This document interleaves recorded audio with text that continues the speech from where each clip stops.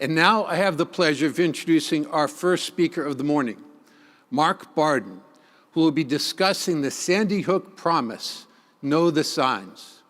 Since his son Daniel was killed in 2012 during the shooting at the Sandy Hook Elementary School that also took the lives of 19 additional first graders and 6 teachers, Mr. Barden has dedicated himself to finding sensible solutions to gun violence.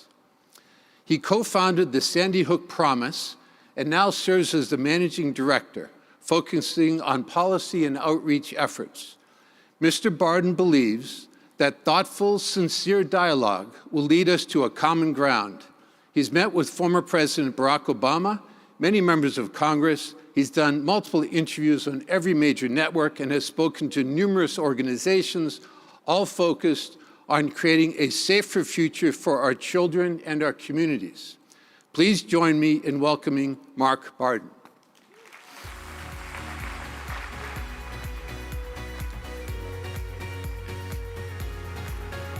Hi. Thank you so much.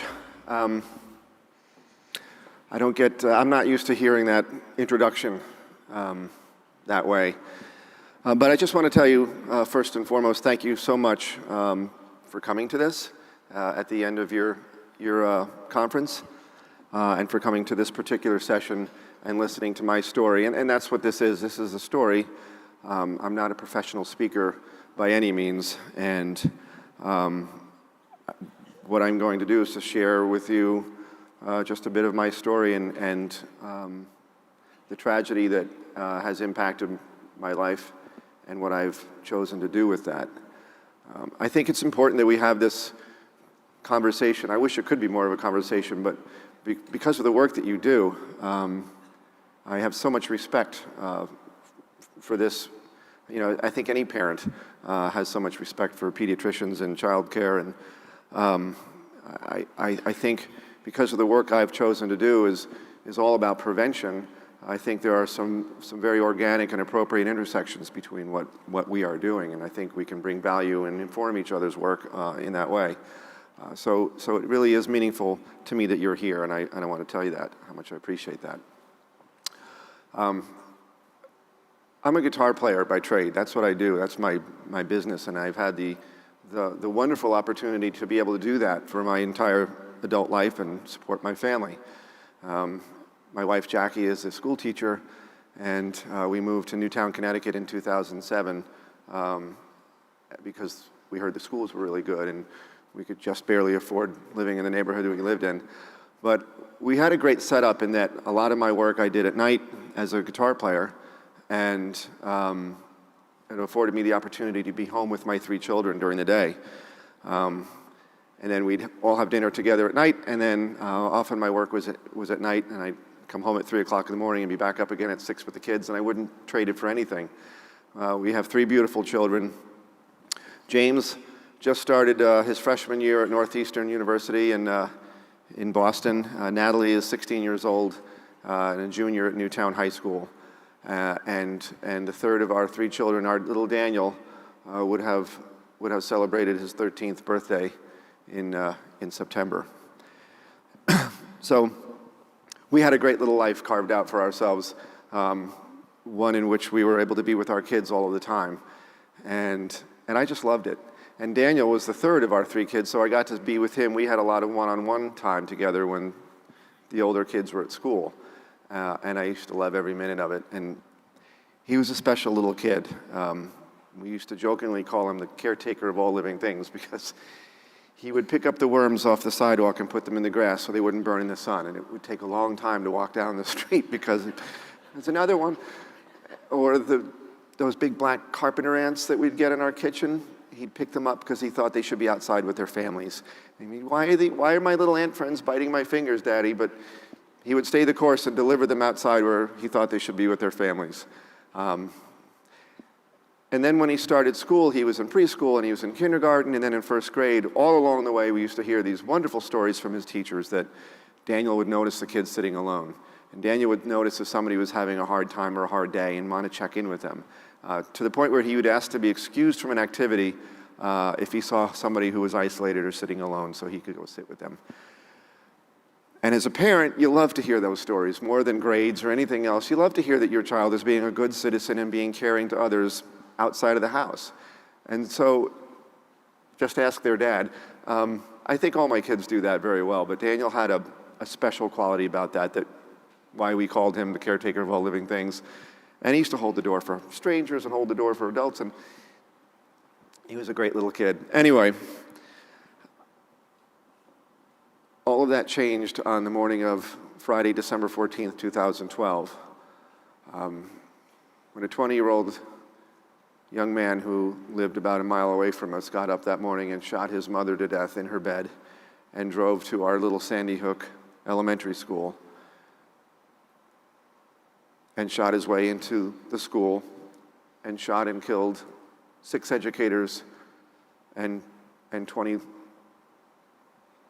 first grade children. And one of those was our little Daniel. I forgot to put this up. This is Daniel.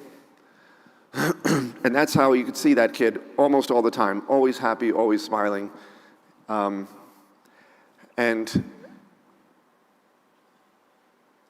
to this day, and I imagine for the rest of my life, it's going to be a challenge for me to tell this story and to have to reckon with the fact that that little kid is gone, and he's gone forever. I mean, of course it's obvious, but it's hard for me to internalize this and wrap my head around it because I had such a wonderful, close bond with him and all my kids, but we really had a very close connection with this little old soul. And some of the things that I think about now are that this was someone else's choice. Somebody made a choice to do this. And the next step in that thinking is that because it was a choice, it was preventable. And so that really leads me to why I'm here today and what I'm doing with my life now with Sandy Hook Promise, is really trying to capture the essence of prevention. And so, like I said, I'm not a speaker, a motivational speaker, but I also don't want to appear as a victim to you. I'm hoping that I can share some of the work that I'm doing with Sandy Hook Promise in a way that can bring some hope as we continue to see the news of these horrible, horrible tragedies that continue to unfold in this country. And I can hopefully bring you some hope that we are on the course to change that and to really actually do something about it in a meaningful, sustainable way. And so that's what Sandy Hook Promise is. It's the essence of prevention. And it came to be in the aftermath of the horrible tragedy in Newtown, Connecticut that took the lives of those 26 people by some folks in our community and some family members who started meeting in the library and in kitchens and trying to address this and trying to come to terms with how can we change this? How can we prevent this from happening again? And that's who we are. We're moms and dads and a couple of families who lost loved ones in that tragedy, and we are growing as an organization. And our basic, most fundamental objective is to prevent other families from living the pain that I will live for the rest of my life. So we've identified ways to actually prevent this. I literally lay awake at night thinking, how could this have been prevented? What are the different ways? What are the different signals? What are the different signs, warning signs that were given off? This didn't happen in a vacuum. This individual didn't just snap overnight. And as we see these stories play themselves out over and over again in the history of the times since shootings started happening in mass in public, we start to reveal the story of somebody who didn't just snap overnight. This isn't a decision that's just made. This is a continuum. This is a story that we can track. And if we can train people how to recognize those warning signs and then take the next step to get that individual connected to the help or the services that they need before it becomes a tragedy, I think there's a whole lot of solution in that idea. And so that's what we do. That is what Sandy Hook Promise does. We train people how to recognize the warning signs of somebody who is thinking about hurting themselves or hurting somebody else, and then giving them the tools to make some kind of intervention and get that person connected to the help that they need before it becomes a tragedy. And the way we do it is through 4 programs. We have developed or we are helping to scale programs that we can bring into schools youth-serving organizations, and communities at no cost. And we do all of this thanks to the generosity of our donors. We don't charge anything for any of the work that we do. And I'll talk to you a little bit about our programs, but we place a priority on sustaining the programs. We don't just drop them off and say, here it is. We work with the school, we hire staff to actually build the culture of the programs into that school. We can deliver these in a number of different ways through direct training from our national and local trainers. We offer a digital download that is interactive. It's an interactive platform. Schools and districts can self-lead. We can also do a train-the-trainer model. So we have a number of ways that we can bring our programs into schools and sustain them. And I can speak up to a little bit of that in a minute. I'll talk to you about the programs. But we first got started literally researching this. Like, how do you prevent this? How can you get in front of this? How can you get upstream of this? And so we literally went across the country interviewing folks, moms, dads, PTA, gun owners, non-gun owners, healthcare professionals, clergy, any stakeholder that we could find, community leaders that we could find that could help us inform this, and what are your challenges in your communities, and how can that inform our work going forward. We met with Marshall Gans, the father of the civil rights movement, and so we started to develop this idea that we need to treat this as a social movement. We need to change attitudes and behaviors around this and empower people. And so we really did look at it as, we realized folks didn't feel like they could do anything about this. What can I do to prevent gun tragedies? What can I do to stem the violence? Not only the mass shootings, but the daily violence that plagues our cities and towns across the country every day. And so we started to form this idea of really true prevention, really getting in front of this and really identifying those warning signs. The guy that shot my little boy and those 26 people at that school that day had been thinking about this and planning for over a year. So there had to be warning signs all along the way. So if we can train people how to not only recognize, but to actually look for those warning signs, then I know that we can make a sustainable difference. Some of the statistics, I'm sure you're familiar with these statistics in your work. 70% of people who take their life talk about it first. And usually more than one person. In the course of all that study and research that we've done, we have so many horrible, heartbreaking case studies of young people who had left literally hundreds of impressions in social media platforms telling this story about how they don't want to be alive anymore and how they feel they'd be better off dead, and that they know how to find where their father keeps the gun and sending out pictures of the gun. And literally, I'm recalling actual stories of teenagers who have taken their lives and told this story, and nobody in their social media networks picked up on it or thought that they could do anything about it. So we're training folks how to look for that, how to recognize that, and how to take the next step to get somebody some help. So I want to play a little video for you right now because we wanted to illustrate the fact that the warning signs are out there, and it could be happening right in front of you. And so this was a video that we produced with our friends BBDO and Ad Agency in New York, who helped us do a beautiful job with this clever, creative concept. And I think it's had over 100 million views worldwide. It became very successful. The chances are some of you have probably seen this already. So and you might not even recognize it. So this was a video that we produced with our friends BBDO and Ad Agency in New York, who helped us do a beautiful job with this clever, creative concept. I think it's had over 100 million views worldwide. It became very successful. The chances are some of you have probably seen this already. So in social media platforms, telling this story about how they don't want to be alive anymore and how they feel they'd be better off dead, and that they know how to find where their father keeps the gun and sending out pictures of the gun. And literally, in social media platforms, telling this story about how they don't want to be alive anymore and how they feel they'd be better off dead, and that they know how to find where their father keeps the gun and sending out pictures of the gun. And literally, I'm recalling actual stories of teenagers who have taken their lives and told this story, and nobody in their social media networks picked up on it or thought that they could do anything about it. So we're training folks how to look for that, how to recognize that, and how to take the next step to get somebody some help. So I want to play a little video for you right now because we wanted to illustrate the fact that the warning signs are out there, and it could be happening right in front of you. and you might not even recognize it. So this was a video that we produced with our friends BBDO, an ad agency in New York, who helped us do a beautiful job with this clever, creative concept. I think it's had over 100 million views worldwide.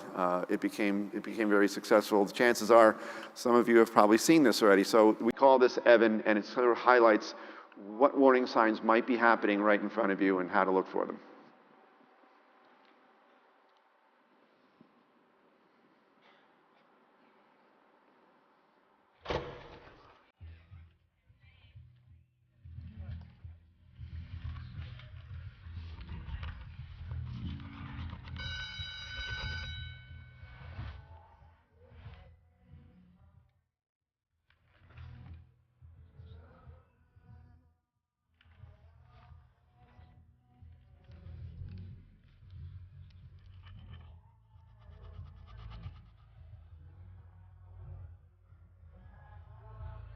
That's what I do.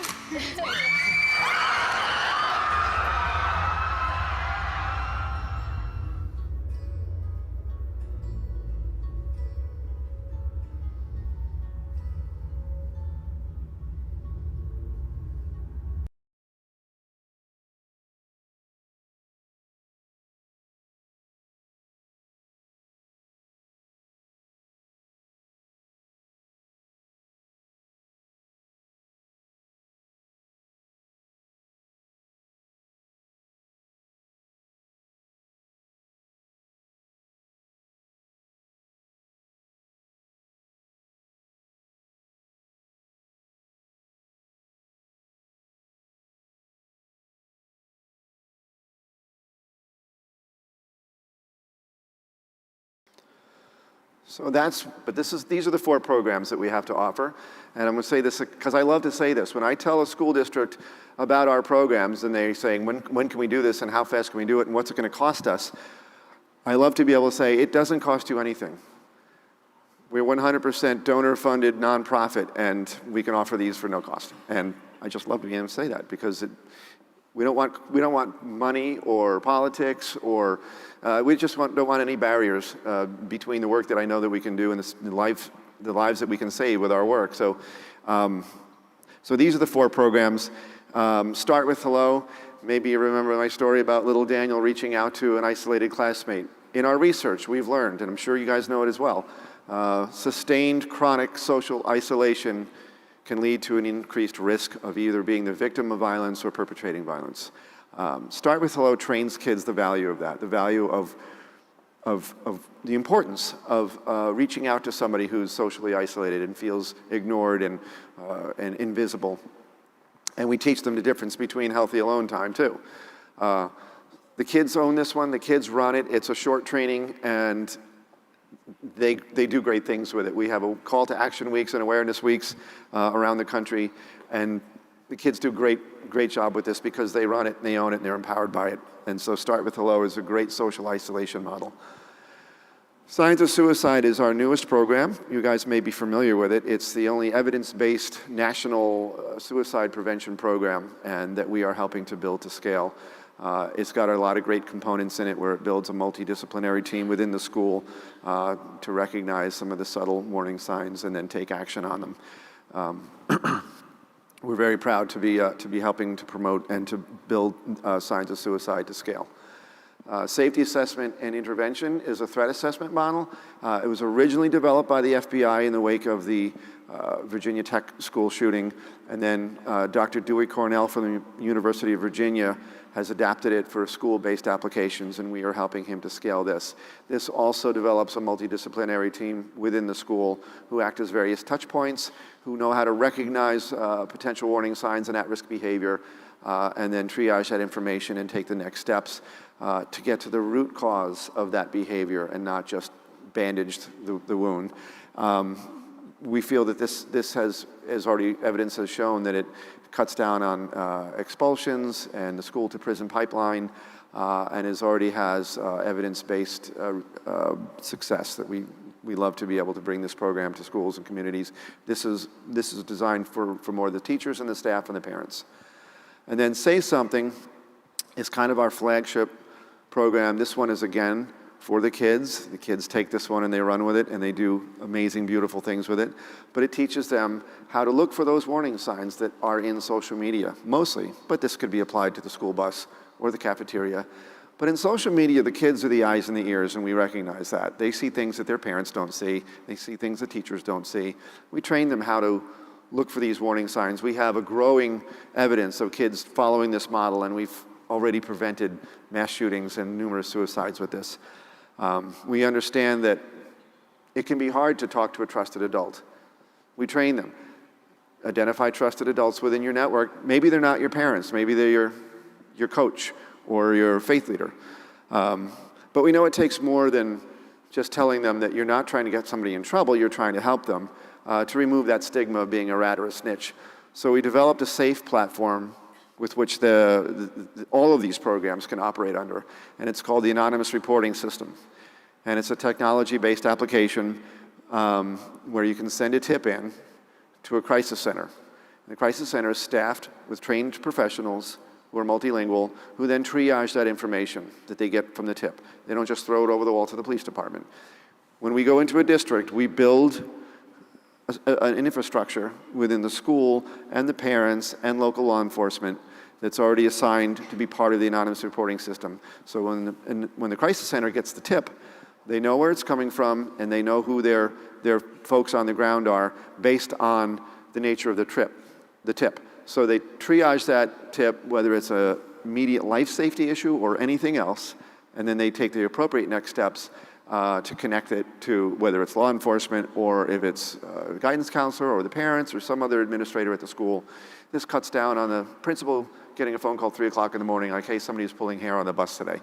The anonymous reporting system it comes with training up front, case management on the back end, and we have just started launching this, and it is enjoying incredible success, and we are making interventions every day with the anonymous reporting system. We're very proud of that. Basically, it's just a safe place for students and folks to make those tips. And so just a little bit of our impact, direct training through our national trainers. We place a priority on maintaining the fidelity of the programs and sustainability. So in our larger districts, we hire a full-time staff to stay with those school districts and keep the programs running and make sure that the next classes are getting the programs and that the fidelity is at 100%, because we really want this in the culture and the climate of the schools. And so we are now in some of the larger school districts in the country. We are in Miami-Dade, we are in Los Angeles Unified, we're in Chicago Public Schools, Boston Public Schools, we are throughout the state of Ohio, throughout the Midwest. We are building in Florida. We are coming up through the state of Florida. We are doing qualitative studies through the University of Michigan School of Public Health to get actual data metrics on our impact, but we know from evidence from the field that we are preventing mass shootings and suicides, bullying, cutting every day. And to date, we have trained over 3.5 million youth and adults in our programs. And those numbers are continuing to grow as we build and scale. Thank you.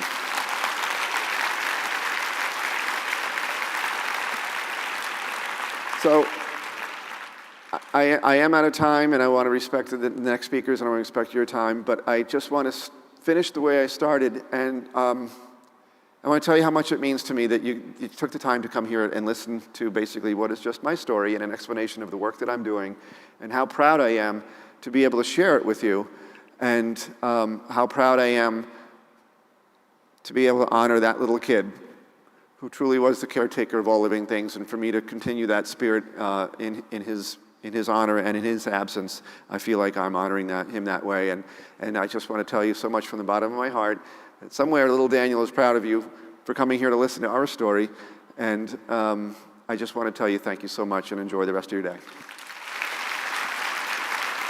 Thank you.